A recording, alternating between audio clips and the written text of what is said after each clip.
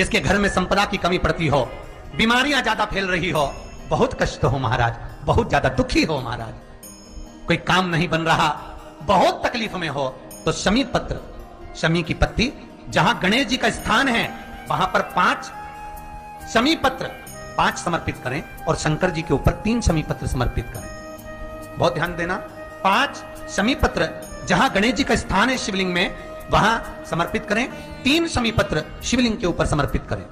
1 शमी पत्र शंकर जी की चौखट पर लेफ्ट भाग में, जाते समय आपका उल्टा हाथ, जब मंदिर से निकलो तो उल्टे हाथ पर लेफ्ट भाग में शंकर जी की चौखट पर समर्पित करें 1 शमी पत्र। और महाराज घी का दिया जहां लेफ्ट भाग में आपने शमी पत्र रखा है, मंदिर में ना दिया लगाकर बाहर की ओर जहां शमी पत्र रखा है उसके ठीक साइड में एक घी का दिया लगा दीजिए।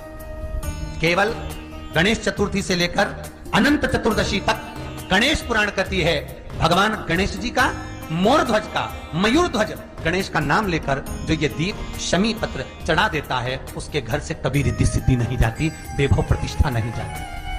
कर देखो, गणेश जी महाराज और एक शंकर जी, ये 2 देवता ऐसे हैं जिन पे तुलसी नहीं चढ़ती। शंकर पर तुलसी चढ़ा दो तो व्यक्ति रोगीला होता चले जाता है, और गणेश जी को तुलसी चढ़ा दो तो व्यक्ति के घर का धन छिन्न हो जाता है।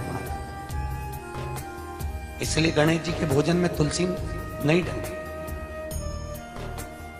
क्योंकि वृंदा देवी ने भगवान शंकर के पुत्र विनायक को देखकर विवाह का प्रस्ताव रखा था, पर गणेश जी महाराज ने कह दिया और तुमने तुलसा भी डाली, तो दोष लगा कि नहीं लगा?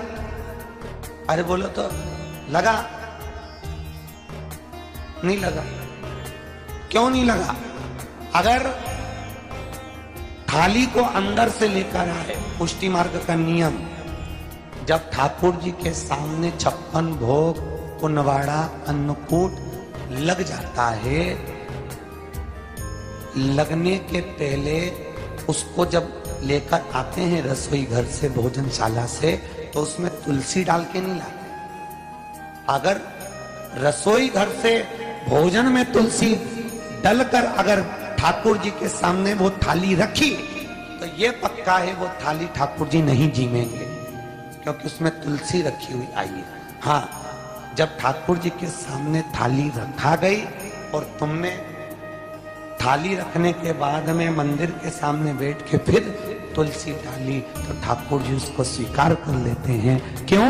क्योंकि 33 करोड़ देवी देवता एक जगह पर विराजमान हैं। जब हम थाली रखते हैं प्रथम देव उस भाग को ग्रहण कर ले। जब तक तुलसी डालते हैं प्रथम देव अपनी दृष्टि हटा लेते हैं। समय होता है, एक टाइम होता है, एक पल होता है, एक घड़ी होती है कि गणेश जी महाराज हमारे घर में आ गए।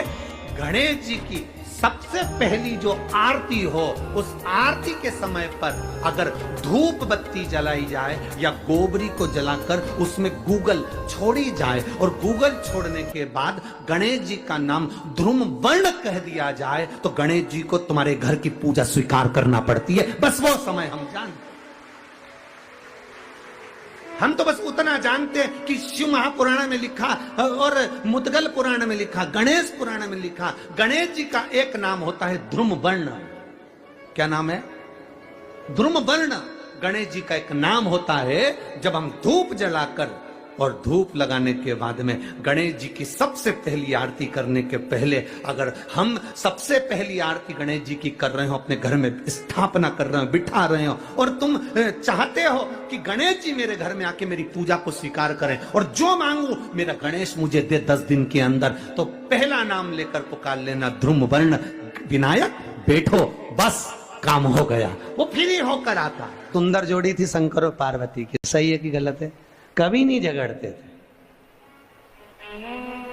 इसलिए पृथ्वी पर ना तो लक्ष्मी जी के व्रत हैं, ना ब्रह्माणी के व्रत, ना इंद्राणी के व्रत। अगर पूरी पृथ्वी पर सबसे ज्यादा व्रत किसके हैं?